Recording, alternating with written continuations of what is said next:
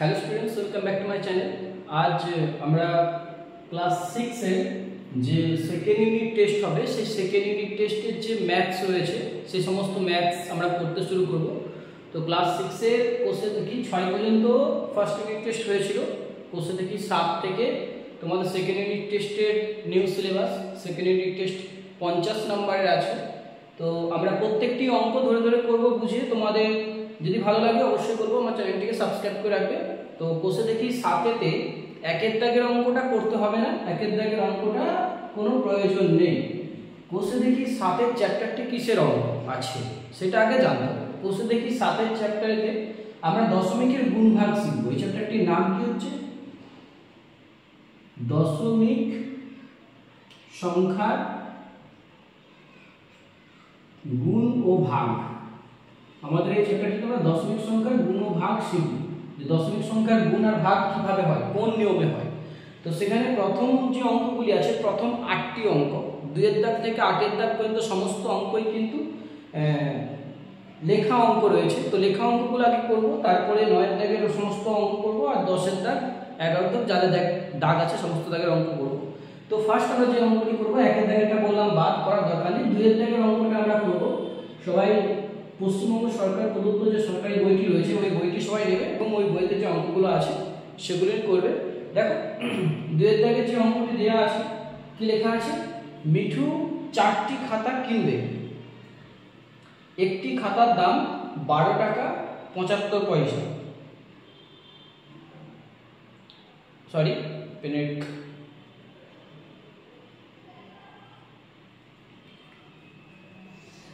মিঠু 4টি খাতা কিনবে। মিঠু 2-এর অঙ্কটা দেওয়া আছে যে মিঠু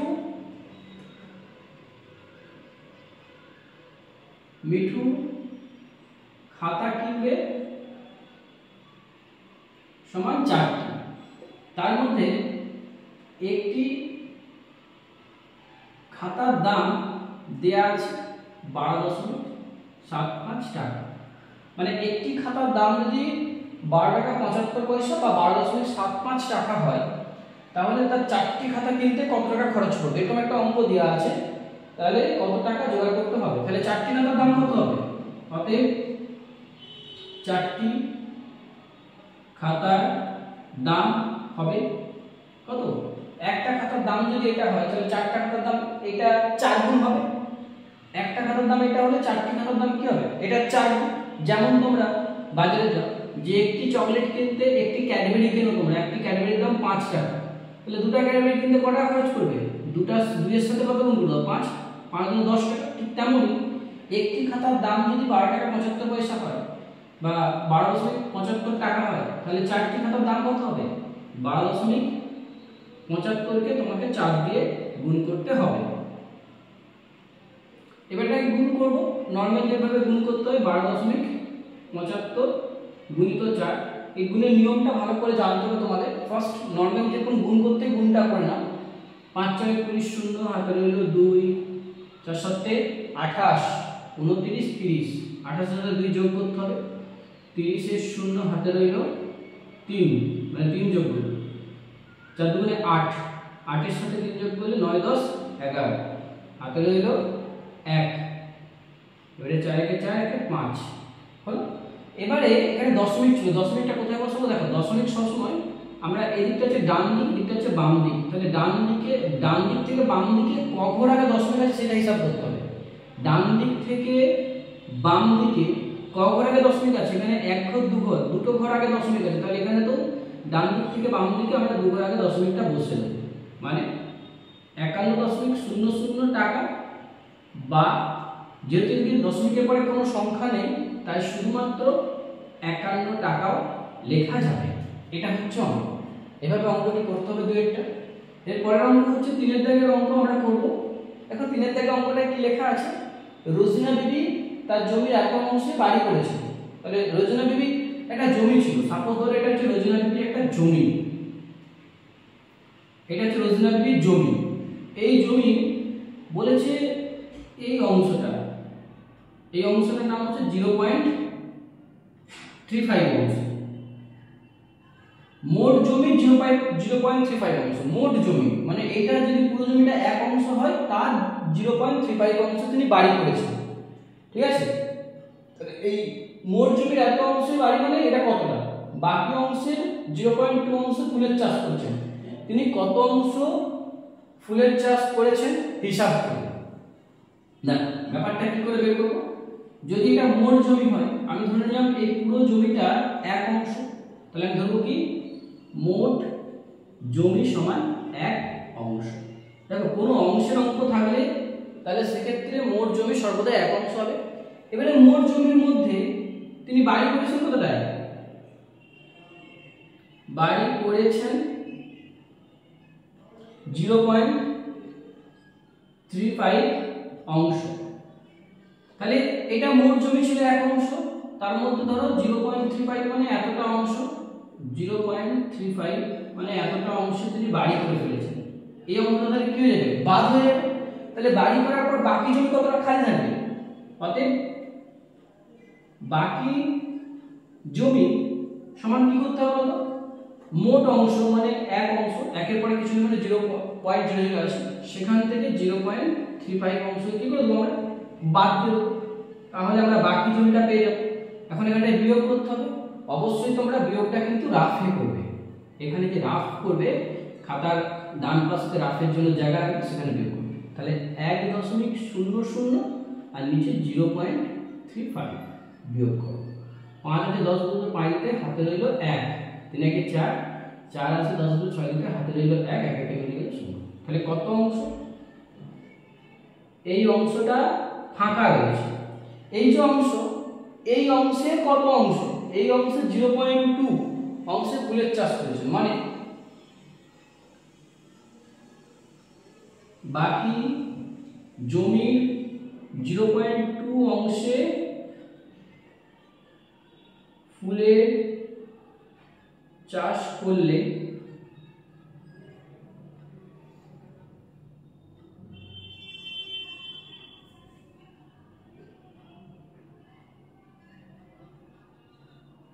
ফুলের চাষ হয়েছে সমান কত অংশে, দেখো বাকি জমির এত অংশ, এখানে জমির এত অংশ বলেছে, তার মানে কি ব্যাপারটা, এর এত অংশ, এর কথাটা আছে 65, 0.65 এর 0.2 অংশ, মানে গুণ করতে হবে, এর এত অংশ মানে এর কথাটা আছে, এর থাকা মানে এটার সাথে কি করতে হবে গুণ, মানে 0.65 ইনটু 0.2 অংশ দিয়ে এখানে এটা গুণ হয়ে কত হবে সেই মানটা তোমাকে লিখতে হবে। দেখো এইটার সাথে কত গুণ, এইটার সাথে আমরা 0.2টাকে গুণ করব, নরমালি যখন গুণ করা হয় 2 দিয়ে 5 এর 10 এর 0, 7 গুণে 12, 13, 3, 2 0 0 13। এবারে ক ঘর আগে দশমিক আছে, উপরের সংখ্যার ক্ষেত্রে দুটো ঘর আর নিচের সংখ্যার ক্ষেত্রে একটা ঘর, আমার যে যে সংখ্যা গুণ হচ্ছে অর্থাৎ গুণ্য গুণক, সেই গুণ্য গুণকের ক্ষেত্রে ডান দিক থেকে বাম দিকে মোট কত ঘর আগে দশমিক সেটা দেখতে হবে, এখানে 2 ঘর আর এখানে 1 ঘর, তাহলে মোট ক ঘর, 3 ঘর আগে দশমিক, তাহলে আমাকে এখানে ক ঘর আগে দশমিক বসাতে হবে, 3 ঘর আগে দশমিকটা বসিয়ে দিতে হবে, মানে ব্যাপারটা হচ্ছে 0.130 অংশ। এই হচ্ছে অঙ্ক, এটা হচ্ছে 3 এর অঙ্কটা। দেখো তোমরা চাইলে ছবি এঁকে অঙ্কটা করতে পারো, না চাইলে তোমরা ছবি না এঁকে জাস্ট অঙ্কটা লিখেও করতে পারো। এটা হচ্ছে বাড়ির অংশ, তাহলে বাড়ির অংশ মানে বাকি অংশের 0. যখনই অংশের বলেছে তার মানে বাকি অংশটা বের করে সে তার সাথে 0.2টাকে গুণ করে দিতে হবে, এটাই এই অঙ্কের মেন ব্যাপার। আর এই অঙ্কটা ইম্পর্টেন্ট অঙ্ক, পরীক্ষাতে আসতে পারে। আমি দুটো অঙ্ক মুছে দিচ্ছি, যাই অঙ্কটা করবো।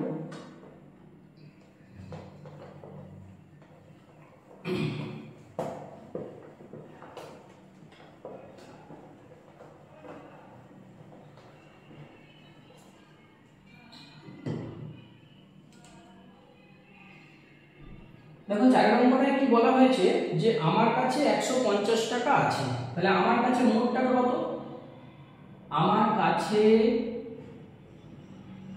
মোট টাকা, মোট আছে, টাকা লিখবি আছে, সমান কত 150 টাকা।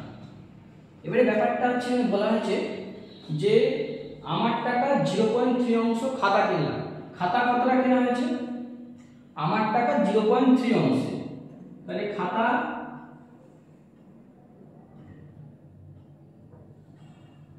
কিনলাম, আমার টাকা মানে কতটা 150, 150 টাকা 0.3 অংশ। তাহলে টাকার যখন অংশ চেয়েছে, তাহলে যখন টাকার অংশ থাকবে তখন সেখানে কিন্তু গুণ হয় টাকা বের করতে গেলে। মোট টাকার 0.3 অংশ মানে কত টাকা? মোট টাকা 0.3 অংশ মানে 150 টাকা গুণিত 0.3। তাহলে কত হবে? 150 গুণিত, এক ঘর আগে দশমিক আছে, একটা শূন্য, একটা শূন্য একটা শূন্য উপর নিচে কেটে যাবে, তাহলে উপরে উপরে গুণ হয়, এর নিচে কিছু যেমন 1 আছে, তাহলে নিচে নিচে গুণ হলে 1 1 1 নিচে হবে, আর উপরে উপরে গুণ হলে 3 15 45 টাকা। তাহলে খাতা কত টাকা কেনা হয়েছে? 45 টাকা। এরপরে কি বলা হয়েছে যে আমার টাকা 0.4 অংশ দিয়ে গল্পের বই কিনলাম। তাহলে গল্পের বই কত টাকা কেনা হয়েছে?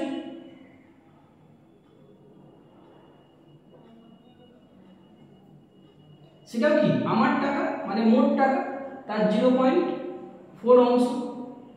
তার মানে কত হবে?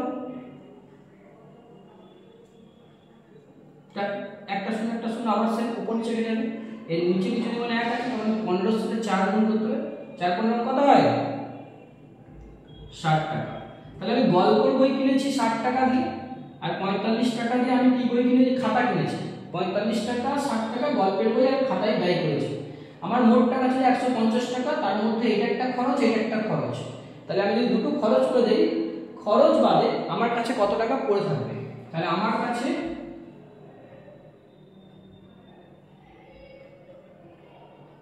বাকি টাকা সমান মোট টাকা তো 150, সেখান থেকে বাদ হবে কি? আমার কাছে মোট যেটা জমা ছিল, জমা থেকে দুটো যে খরচ করেছি সেই দুটো খরচের যোগফল বাদ হয়ে যাবে। মানে 150 টাকা থেকে 45 টাকা 60 টাকা যোগফলটা বাদ হবে। তাহলে 150 বিয়োগ এটা কত হবে? 5 105। 5 আছে 10 বছর 5 লিটার হাতে রইল 1 1 আছে 45 টাকা। তোমরা বিয়োগটা রাফে করবে, সবসময় চেষ্টা করবে, তোমরা যেহেতু ছোট তোমরা রাফেতে সমস্ত কিছু ক্যালকুলেশন করবে। মুখে মুখে করতে গেলে অনেক সময় তোমরা ভুল করে ফেলো। আমি বলবো না যে তোমরা মুখে মুখে করো না বলে, কিন্তু যারা দেখো যে তোমাদের বেশি ভুল হয় মুখে মুখে করতে গেলে, চেষ্টা করবে এর পাশে রাফটা বেশি করার। যত বেশি রাফ করবে তত বেশি তোমরা বুঝতে পারবে, শিখতে পারবে। ব্যাপারটা বুঝতে পারবে? এটা হচ্ছে 4 অঙ্কটা।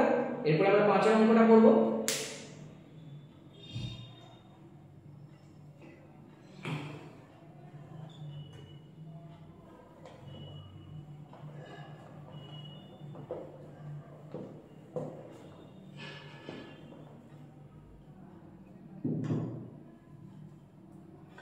আজ আমরা মোটর গাড়িতে 94 পয়েন্ট এত পথ যাব। তাহলে দেখো 5 নম্বরে যেটা দেয়া আছে, বলছে মোটর গাড়িতে করে, মোটর গাড়িতে মোট পথ যাব সমান কতটা পথ যাওয়া বলা আছে? 94.5 কিমি। 94.5 কিমি এত কিলোমিটার পথ যাব। এবারে বলা হচ্ছে কি যে 1 কিলোমিটার যেতে মোটর গাড়িতে এত লিটার পেট্রোল লাগে, মানে মোট যাব এত কিলোমিটার পথ। বাট ব্যাপারটা হচ্ছে কি, মেজো মোটর গাড়ি চলবে কিসে চলে? তেলে চলে। 1 কিমি যেতে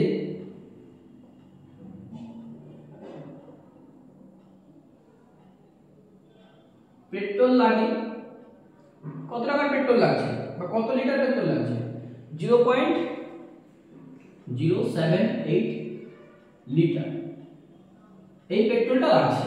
মানে 1 কিমি যেতে পেট্রোল লাগছে এতটা, তাহলে আমি তো যাব অনেকটা পথ। 1 কিমি থেকে এটা বেশি পথ, তাহলে বেশি পথ গেলে পেট্রোল কতটা লাগবে? বেশি লাগবে না কম লাগবে? বেশি। যখনই বেশি পথ যাব পেট্রোলও বেশি লাগবে, এইটা বের করতে হবে। মানে এত পথ যেতে কত পেট্রোলটা লাগবে সেক্ষেত্রে কিন্তু গুণ করতে হবে। তার মানে এই পথটা যেতে কতটা পেট্রোল লাগবে যদি বের করতে হয়, তাহলে এটার সাথে এটাকে কি করতে হবে? গুণ করতে হবে। অঙ্কটা বলেছে হিসাব করে দেখি আমার মোট কত লিটার পেট্রোল লাগবে। অতএব মোট পেট্রোল লাগবে সমান মোট পথ কতটা? 94.5, সেটা যেতে কতটা পেট্রোল লাগছে? এটা হচ্ছে 0.078 লিটার। এটাকে গুণ করে দিতে হবে জাস্ট। এবারে বলবে স্যার এখানে 1 ঘর আগে দশমিক, এখানে এত ঘর আগে দশমিক আছে, তাহলে আমরা কিভাবে গুণটা করব, কোনো প্যানিক না, গুণের ক্ষেত্রে কোনো চিন্তা নেই তোমার। গুণের ক্ষেত্রে দেখো এইখানে দুটো সংখ্যাই আছে শূন্য, এমন নয় যে একটা শূন্য বসে কোনো সংখ্যা দেওয়া আছে। যেহেতু সমস্ত সংখ্যার আগে শূন্য আছে তাহলে কোনো চাপ নেই, আমরা দশমিক ছাড়াই সংখ্যা লিখব। দশমিক ছাড়া সংখ্যা কিভাবে লিখব, দেখো এখানে কটা সংখ্যা আছে, একটা দুটা তিনটা চারটা, আর এখানে কটা, একটা দুটা তিনটা। তাহলে বেশি কোনটা, এটা, যেটা বেশি সেটা লিখে দেব 0 0 7 8। আমি কিন্তু দশমিক এখানে আছে, দশমিক এখানে লিখছি না, তোমরাও দশমিক লেখার দরকার নেই রাখবে। আর নিচেতে তিনটা সংখ্যা মানে 9 4 5। এবারে এটাকে গুণ করো, দশমিক ছাড়াই গুণ করবে। তোমরা দশমিক ছাড়া গুণ করতে ভালো পারো, তাহলে দশমিক ছাড়াই রাফে গুণ করবে। এটা কিন্তু রাফে, কখনোই মেইন জায়গায় রাফে গুণ করবে। কি হবে সেটা পরে দেখবে, আগে গুণটা করো। 5 × 40 এর শূন্য, হাতে রইল 4, মানে এটার সাথে 4 যোগ হবে। 5 × 7 = 35, 35 এর সাথে 4 যোগ হলে কত হয়, 36 37 38 39, 39 এর 9, হাতে রইল 3। 5 0 0, 0 এর সাথে 3 যোগ করা হয় 3 হবে, আর 5 0 0, একটা গুণ কমপ্লিট। এখন বলছে কি, এখানটায় গুণিতের জন্য না দিয়ে এখানটায় শূন্য দাও, অনেক টিচাররা বলছেন তাহলে শূন্য দাও, মানে একবার এগিয়ে গুণ করতে হয়। এবার 4 দিয়ে 4 আসছে 32 এর 2, হাতে রইল কত, 4 আসছে 32 এর 2, হাতে রইল 3। 4 7 28, 28 29 30 31, 31 এর 1, আবার হাতে রইল 3। 4 0 0, 0 এর সাথে 3 যোগ করলে 3, আর 4 0 0, আবার এক ঘর ছেড়ে দিতে হবে, এক ঘর ছেড়ে 9, কত হবে, 8 লং 72, হাতে রইল কত 60। তাহলে এটাকে কত যোগ করতে হবে, 60। হ্যাঁ, 7 9 63, 63 64 65 66 67 68 69 70, 70 এর 0, হাতে কত থাকছে, আবার 7। এবারে 9 0 0, 0 এর সাথে 7 যোগ করলে 7, আর 9 0 0। দেখো এবারে পুরোটাকে আমরা কি করব, যোগ করব। 7 0 9 এর সাথে 2 যোগ করলে 10, 11 1, হাতে রইল 1, 2 1 3, 3 এর সাথে 1 যোগ করলে কত হচ্ছে 4, 4 এর সাথে এইখানে যে হাতে 1 ছিল সেই 1টাকে যোগ করতে হবে, মানে 2 1 3, 3 3 6 1, কত হচ্ছে 7, আর এখানে 3, এখানে 7, আর এখানে 0। তাহলে আমরা যে সংখ্যাটা পেলাম সেই সংখ্যাটা পরপর এখানে লিখে দেব, 0 7 3 7 1 0, পুরো সংখ্যাটা পরপর লিখে দাও। এরপরে আমি তোমাকে বলেছিলাম যে যখন গুণ হয় দুটো সংখ্যাতে মোট কত ঘর আগে দশমিক আছে সেটা দেখতে হবে। বলেছিলাম ডান দিক থেকে বাম দিকে মোট ক ঘর হয়, 1 ঘর 2 ঘর 3 ঘর, এখানে 3 ঘর আগে দশমিক আছে, আর এখানে ক ঘর, 1 ঘর। তাহলে 3 1 মোট কত ঘর হলো, 4 ঘর আগে দশমিক আছে, তাহলে আমি এখান থেকে 4 ঘর আগে দশমিক বসাবো, 1 ঘর 2 ঘর 3 ঘর 4 ঘর, মানে দশমিকটা কোথায় বসবে, এখানে, এত লিটার। তাহলে এখানে যে 8 লিটার শূন্য আছে এটা বাদ দিয়ে দেবো, 7.371 লিটার। এইটা হচ্ছে অঙ্ক। তোমরা যদি দশমিক বসে গুণ করতে চাও, যারা ভালো পারো তারা করবে, অসুবিধা নেই। কিন্তু যারা দশমিকের গুণটা ঠিকঠাক রপ্ত করতে পারছো না, ভুল হচ্ছে, তাহলে দশমিক ছেড়ে দিয়ে নর্মাল গুণ করো। নর্মাল গুণ করার পরে দেখো কত ঘর আগে দশমিক আছে মোট, এখানে 3 ঘর, এখানে 2 ঘর, 1 ঘর, তাহলে মোট 4 ঘর, 4 ঘর আগে দশমিকটা বসে, তাহলে এই অঙ্কটা তোমাদের হয়ে যাবে, কঠিন হবে না অঙ্কটা। এটা হচ্ছে 5 অঙ্কটা।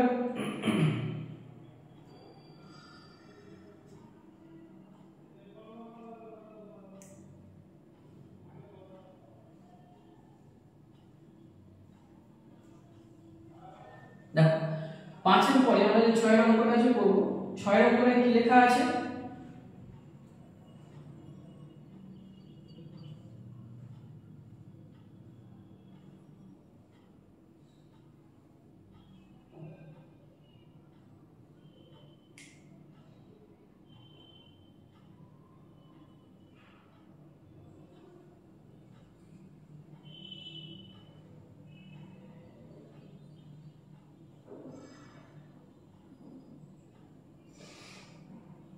ছয় নম্বরটা দেখো লেখা আছে, আলিশা দাদা বাড়ি থেকে সাইকেলে চেপে শিবপুর লঞ্চ ঘাটে পৌঁছতে এত সময় নেয়। তাহলে আলিশার দাদা ছিল, সে কি করেছে, বাড়ি থেকে শিবপুর লঞ্চ ঘাট যায় সমান কত ঘন্টায়, 1.4 ঘন্টায়। তা শিবপুর লঞ্চ ঘাট থেকে সময় লাগলো 1.4 ঘন্টা, মানে এখানে তার বাড়ি থেকে লঞ্চ ঘাট গেছে, এতটা পথ গেছে সাইকেলে করে, তার সময় লেগেছে ঘন্টা। এবারে বলছে কি আমি স্যার দাদার যে সাইকেল আছে সাইকেলের স্পিড কত ছিল ঘন্টায় 11.5 কিমি, মানে কি 1 ঘন্টায় যায় 11.5 কিমি। যদি 1 ঘন্টায় 11.5 কিমি যায় তাহলে 1.4 ঘন্টায় সে কত পথ যাবে? কি করতে হবে? 11.5 কিমির সাথে 1.4 কে গুণ করে দিতে হবে। গুণ করে যে উত্তরটা পাবো ততটা পথই সে গেছে। তাহলে বাড়ি থেকে শিবপুর লঞ্চ ঘাটের দূরত্ব কত হবে? বাড়ি থেকে শিবপুর লঞ্চ ঘাটের দূরত্ব 1 ঘন্টায় সে যতটা পথ যায় তার সাথে মোট কত সময় সে সাইকেল চালিয়েছে সেটাকে গুণ করে দিতে হবে। এটাই হচ্ছে অঙ্কটা। তাহলে বলেছে বাড়ি থেকে শিবপুর লঞ্চ ঘাটের দূরত্ব কত? অতএব দূরত্ব সমান 11.5 গুণিত 1.4 কিমি। এবারে কি করব?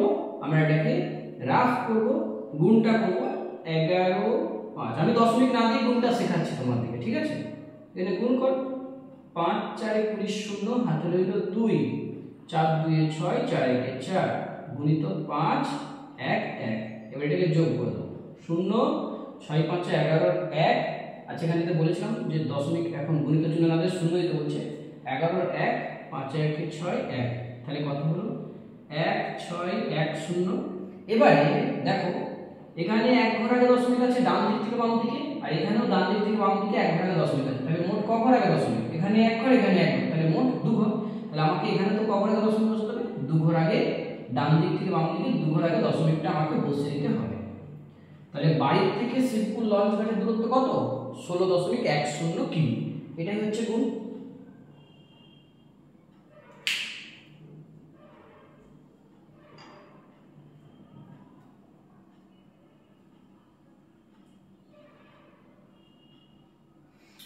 এরপরে আমরা 7 আর 8 করব।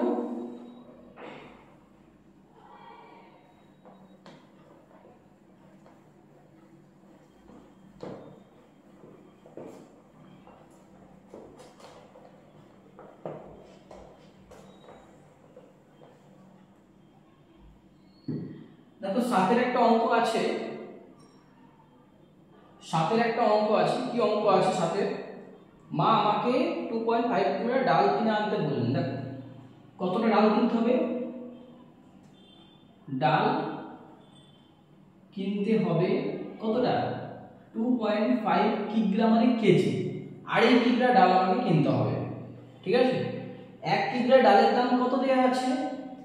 1 কেজি ডালের দাম সমান কত দেয়া আছে? 1 কেজি ডালের দাম 62.50 টাকা।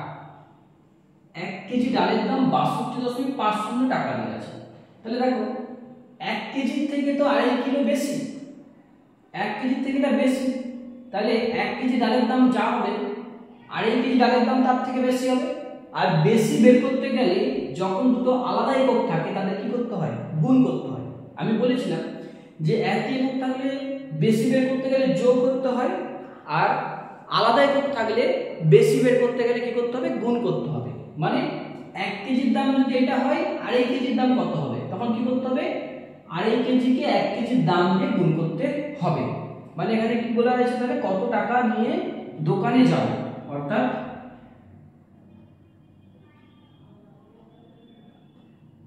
দোকানে যাব সমান 62.50, মানে 1 কেজি ডালের দাম গুণিত মোট কত পরিমাণে ডালটাকে কিনতে হবে টাকা নিয়ে। এবার এটাকে গুণ করতে হবে। আমি তোমাদের গুণের নিয়মটা বলেছিলাম, যারা দশমিকে করতে পারো না নর্মালি 62.50 কে তুমি 25 দিয়ে গুণ করে দাও। 5 0 0 5 5 25 হাতে রইল 2 5 10 12 2 হাতে রইল 1 5 6 30 1 31। এবারে 5 0 0 2 0 0 5 10 0 2 4 1 5 6 2 12।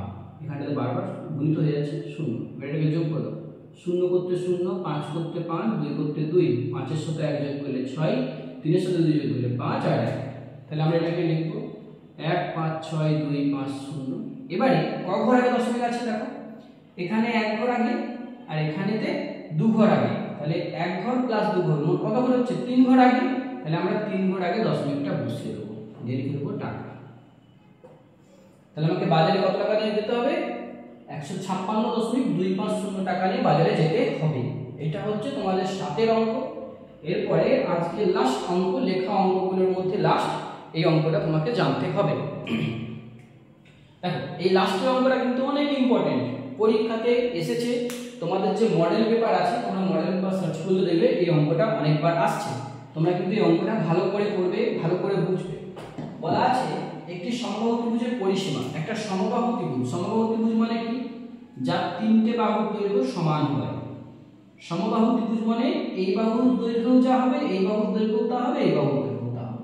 মানে এটা যদি 5 সেমি হয়, এটাও 5 সেমি হবে, এটাও 5 সেমি হবে, 3টে বাহুর দৈর্ঘ্য সমান। এবারে বলা হচ্ছে কি এই ত্রিভুজটির পরিসীমা দেয়া আছে। কি দেয়া আছে? ত্রিভুজটির পরিসীমা। তাহলে ত্রিভুজটির পরিসীমা কত? ত্রিভুজটির পরিসীমা সমান দেয়া আছে 14.4 সেমি। ত্রিভুজটির পরিসীমা দেয়া আছে 14.4 সেমি। ত্রিভুজটার পরিসীমা 14.4 সেমি। এখন বলা হয়েছে যে যদি ত্রিভুজটার পরিসীমা এটা হয় 14.4 সেমি হয়, তাহলে বলছে ত্রিভুজটির একটি বাহুর দৈর্ঘ্য কত? ত্রিভুজটির একটি বাহুর দৈর্ঘ্য, ত্রিভুজটির একটি বাহুর দৈর্ঘ্য সমান কত? কিভাবে বের করব? ভালো করে দেখো, 3টে বাহুর দৈর্ঘ্য তো সমান। পরিসীমা মানে আমি এখান থেকে হাঁটতে শুরু করলাম, এই পথে হেঁটে আসছি, এখান থেকে এটা যতটা পথ অতিক্রম করব, মানে যতটা পথ যাব, এখান থেকে এখানটা ততটা পথে যাব, আর এখান থেকে এখানটা ততটা। পরিসীমা মানে এই রাস্তা দিয়ে যে, এই রাস্তা দিয়ে যে, এই রাস্তা দিয়ে যে, আবার এখান থেকে চলে যায়। ধরো তুমি একটা মানুষ, ঠিক আছে, যে তুমি একটা মানুষ, ধরো তোমার ছবি আঁকছি, যে তোমার হাত পা, তুমি এখান থেকে হাঁটতে শুরু করলে, এইদিকে হেঁটে হেঁটে এই বিন্দুতে এসে গেলে, এই যে তুমি মানুষ এখানটাতে দাঁড়িয়ে আছো। আবার এখান থেকে হেঁটে হেঁটে তুমি এখানটাকে আসবে, এই যে তুমি মানুষ দাঁড়িয়ে আছো। আবার এখান থেকে হেঁটে হেঁটে তুমি এখানটাকে আসবে, মানে তুমি যেখান থেকে যাত্রা শুরু করেছিলে, যেখান থেকে চলতে শুরু করেছিলে, সেখানটায় পৌঁছে গেলে। তার মানে কি এই পথ, এই পথ, এই পথ তুমি অতিক্রম করলে। আর এই 3টা পথের দৈর্ঘ্য কি হয়? সমান। তাহলে এই 3টা পথের দৈর্ঘ্য সমান হয়, তাহলে এদের মোট পথ দেওয়া আছে, এই 3টা পথের মোট দৈর্ঘ্য দেওয়া আছে। তাহলে একটি পথ সমান কত হবে? 3টার দৈর্ঘ্য যদি সমান হয় এবং তাদের মোট দৈর্ঘ্য দেওয়া থাকলে একটির দৈর্ঘ্য বের করতে গেলে কি হবে? মোট পথটাকে একটি, মানে 3টি বাহু আছে, কটাগুলো বাহু আছে সেই বাহু দিয়ে ভাগ করে দিতে হবে। এটা একটা ত্রিভুজ, তার মানে কটা বাহু আছে? 3টা বাহু। আর মোট পথ কতটা? 14.4। তাহলে 14.4 কে আমরা কত দিয়ে ভাগ করব? যতগুলো বাহু আছে ততগুলো, 1টা 2টা 3টা, তাহলে কত দিয়ে ভাগ করতে হবে? 3 দিয়ে। তাহলে আমরা একটা বাহুর দৈর্ঘ্য পাবো। 3টা বাহুর যোগফল এটা দেওয়া আছে, তাহলে একটা বাহুর কত দৈর্ঘ্য কত হবে? একটা বাহুর যোগফল বের করতে গেলে 3টে বাহুর দৈর্ঘ্যকে 3টে বাহুর সংখ্যা দিয়ে ভাগ করতে হবে, মানে 3টে বাহুর মোট দৈর্ঘ্য ভাজিত কতগুলো বাহু আছে, মানে কতগুলো রাস্তা আছে, সেই রাস্তা দিয়ে তোমাকে ভাগ করে দিতে হবে। এখন দশমিকের ভাগটা তোমাদের শিখতে হবে। দেখো কিভাবে দশমিকের ভাগ করা হয়। 14.4 আছে, 3 দিয়ে ভাগ করছো, এটা দশমিকের আগের সংখ্যা আছে। যতক্ষণ তুমি দশমিকের আগের সংখ্যাকে ভাগ করবে ততক্ষণ দশমিক বসাবে না। তাহলে 1 3-এর থেকে ছোট, তাহলে তার পাশের সংখ্যা হলো 14। 3-এর ঘর নাম তাই 14 অথবা 14 থেকে ছোট। 3-এ 3, 3 2 6, 3 3 9, 3 4 12, 3 5 15। 3 5 15 হচ্ছে, এর কত হচ্ছে 14। তাহলে 3 5 15টা 14 থেকে বড়, তাহলে 5টা হবে না, 5-এর আগের সংখ্যা। 3 4 12 বিয়োগ করো, কত হবে? 2। এরপরে দেখো 2 3-এর থেকে ছোট হয়ে গেছে, তাহলে আমাকে 2 কে বড় করতে হবে। তখন আমরা কি করব? দশমিকের পাশে যে সংখ্যাটা আছে সেটা আমরা নামাবো। যখনই দশমিকের পরের সংখ্যা নামবে তখনই দশমিকটা উপরে উঠে যাবে, উঠে গেল। এরপর 3-এর ঘর নামটা 24 বা 24-এর থেকে ছোট। 3 1 3, 3 2 6, 3 3 9, 3 4 12, 3 5 15, 3 6 18, 3 7 21, 3 8 24। ব্যাপারটা বোঝা গেল কিভাবে দশমিকের ভাগ করা হয়। এরপরে তাহলে সমান দিয়ে কত হবে? 4.8 সেমি। এই হচ্ছে অঙ্ক। তোমাদের যে অঙ্ক করালাম 2-এর দাগ থেকে 8-এর দাগ পর্যন্ত, এর মধ্যে পরীক্ষায় যে অঙ্কগুলি আসার চান্সেস সবথেকে বেশি থাকে সেই অঙ্কগুলির মধ্যে দেখো 8-এর দাগের অঙ্কটা থাকে। 8-এর দাগের অঙ্কের চান্সটা বেশি থাকে। 8-এর দাগ আর তোমার হচ্ছে 4-এর দাগ, 8-এর দাগ, 4-এর দাগ, 4-এর দাগটা খুব ভালো করে করবে, 4-এর দাগটা আসে, প্রায় আসে। আর হচ্ছে গুণের জন্য 5-এর অঙ্কটা দেয়, 5-এর অঙ্কের গুণ অনেকে ভুল করে। আর হচ্ছে আর তেমন ইম্পর্টেন্ট নেই, মোটামুটি এইগুলো নিয়ে মডেল পেপারে বেশি থাকছে। এর সাথে এক্সট্রা যদি একটা করে রাখার চেষ্টা করো তাহলে অবশ্যই বলবো তোমরা ওই 7-এরটাও করে রাখবে। মোটামুটি এই 4টে অঙ্ক করলে দেখবে পরীক্ষার খাতাতে লেখা অঙ্ক এই 7-এর দাগ, 7-এর প্রশ্ন দেখে যদি আসে এগুলো ইম্পর্টেন্ট। এরপরের দিন আমরা দশমিকের যে 9-এর দাগের অঙ্ক, 10-এর দাগের অঙ্ক রয়েছে আর 11-এর দাগের অঙ্ক রয়েছে সে অঙ্কগুলো করবো। দশমিকের অঙ্ক অনেক কিছু শেখার আছে, তাই একসঙ্গে সমস্ত কিছু করাবো না। আগে প্রথমে লেখা অঙ্কগুলো করে দিলাম 2-এর দাগ থেকে 8-এর দাগ পর্যন্ত, এরপরে 9-এর দাগের গুণগুলো, তারপরে 10-এর দাগের দশমিকের সংখ্যার বড় ছোট নির্ণয় করা, A to Z করবো। তোমাদের যদি অঙ্ক বুঝতে না অসুবিধা হয় আর ভালো লাগে অবশ্যই চ্যানেলটিকে সাবস্ক্রাইব করে দাও আর পাশে থাকা বেল আইকনটিকে প্রেস করে দাও। Thank you.